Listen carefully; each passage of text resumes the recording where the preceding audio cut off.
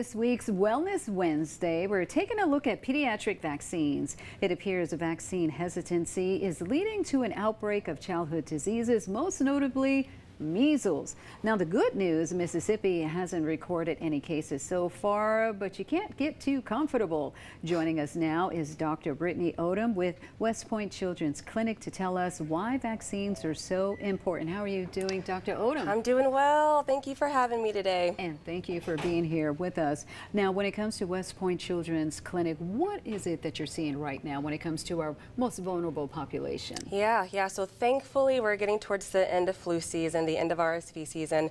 Thank goodness, but we're ramping up with our allergies and a lot of our kind of spring and summer colds too. So that's what we're kind of seeing more of nowadays. Now, when it comes to childhood diseases, most notably, again, measles, are we likely to see measles in Mississippi?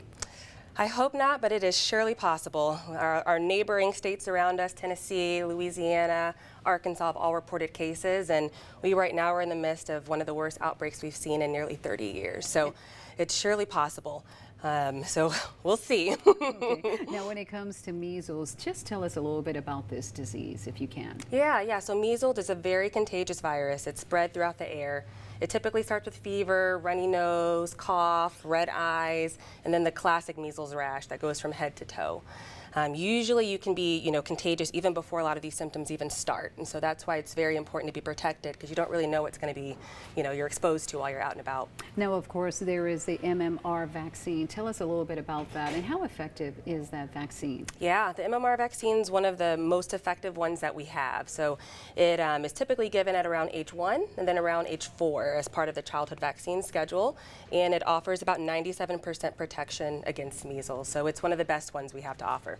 And when it comes to pediatric vaccines, tell us a little bit more as to why it is so important.